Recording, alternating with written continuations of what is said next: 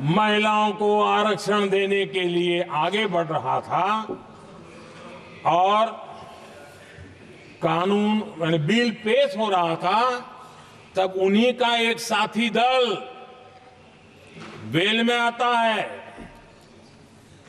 कागज छीन लेता है, फाड़ देता है और सदन स्थगित हो जाता है और 40 साल तक विषय लटका रहता है। और वो आज उनके मार्गदर्शक है। जिन्होंने देश की महिलाओं के साथ अन्याय किया, वो उनके मार्गदर्शक है।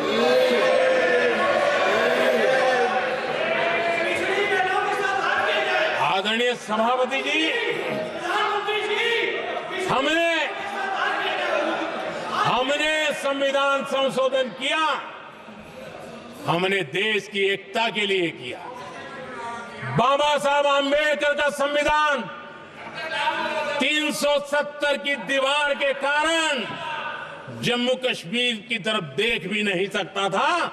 हम चाहते थे बाबा साहब आंबेडकर का संविधान हिंदुस्तान के हर हिस्से में लगना चाहिए और इसलिए बाबा साहब को श्रद्धांजलि भी देनी थी, देश की एकता को मजबूत करना था। हमने संविधान संशोधन किया, डंके की चोट पर किया और 370 को हटाया और भारत की सुप्रीम कोर्ट ने भी अब तो उसको मोहर लगा दी है। आदरणीय सभापति जी, हमने 370 का हटाने के लिए संशोधन किया। हमने ऐसे कानून भी बनाए।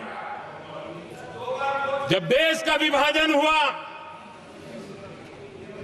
महात्मा गांधी समेत देश के वरिष्ठ नेताओं ने सार्वजनिक रूप से कहा था कि पड़ोस के जो हमारे देश हैं, जहां जो माइनॉरिटीज है, वो जब भी संकट में आएगी तो उनकी चिंता ये देश करेगा।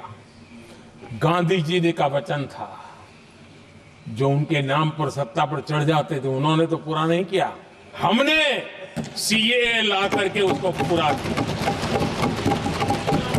वो कानून हमने लाया, हमने किया है और गर्व के साथ आज भी हम उसको ओन कर रहे हैं, मुंह नहीं छुपाते हैं, क्योंकि देश के संविधान की भावना के साथ मजबूती के साथ खड़े रहने का हमने काम किया। आदरणीय सभापति जी, हमने जो संविधान संशोधन किए हैं वो पुरानी गलतियों को ठीक करने के लिए किए और हमने एक उज्जवल भविष्य का रास्ता मजबूत करने के लिए किए हैं और समय बताएगा, समय की कसौटी पर हम खरे उतरेंगे, क्योंकि वो सत्ता स्वार्थ के लिए किया गया पाप नहीं है, हमने देश हित में किया हुआ पुण्य है। और इसलिए हमें जो सवाल पूछते हैं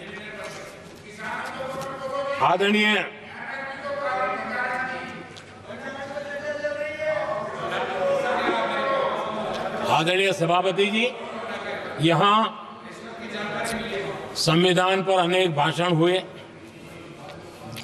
अनेक विषय उठाए गए।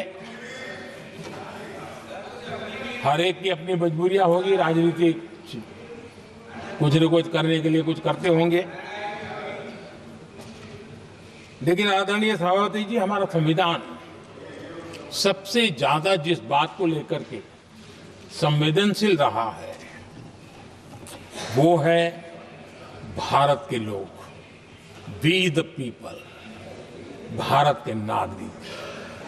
संविधान उनके लिए है, उनके हितों के लिए है, उनके कल्याण के लिए है, उनकी गरिमा के लिए है और इसलिए संविधान भारत के कल्याणकारी राज्य के लिए हमें दिशा निर्देश देता है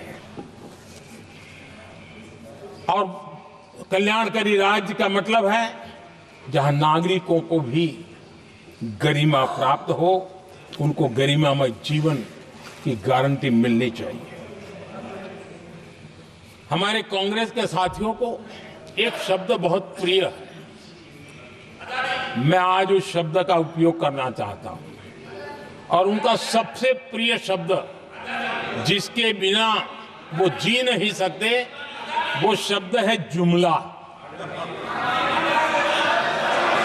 कांग्रेस के हमारे साथी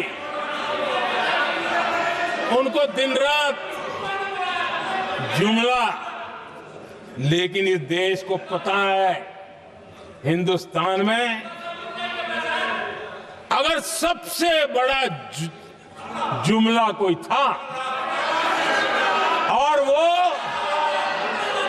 4 पीढ़ी ने चलाया, वो जुमला था गरीबी हटाओ। ये ऐसा जुमला था, ये गरीबी हटाओ ऐसा जुमला था। उनकी राजनीति की रोटी तो सिकती थी, लेकिन गरीब का हाल ठीक नहीं होता था। आदरणीय सभापति जी, जरा कोई मुझे कहे, आजादी के इतने सालों के बाद क्या एक डिग्निटी के साथ जीने वाले परिवार को क्या उसे टॉयलेट भी उपलब्ध नहीं होना चाहिए? क्या आपको ये काम करने की फुर्सत नहीं मिली? आज देश में टॉयलेट बनाने के अभियान को, जो गरीबों के लिए एक सपना था, उसकी डिग्निटी के लिए हमने इस काम को हाथ में लिया और हमने जी जान से उसे जुटे रहे। उसका मजाक उड़ाया गया, मुझे मालूम है, लेकिन उसके बाद भी सामान्य नागरिक के जीवन का गरिमा, ये हमारे दिल और दिमाग में होने के कारण हम डिगे नहीं, हम अड़े रहे, हम आगे बढ़ते चले गए और तब जाकर के ये सपना साकार हुआ। माताएं बहनें खुले में सोच जा रही थी, या तो सूर्योदय के पहले या सूर्योदय के बाद, और आपको कभी पीड़ा नहीं हुई। और उसका कारण यह था कि आपने गरीबों को और गरीबी को टीवी में देखा है, अखबार की सुर्खियों में देखा है, आपको गरीब की जिंदगी का पता नहीं, वरना आप इसके साथ ऐसा जुल्म नहीं करते।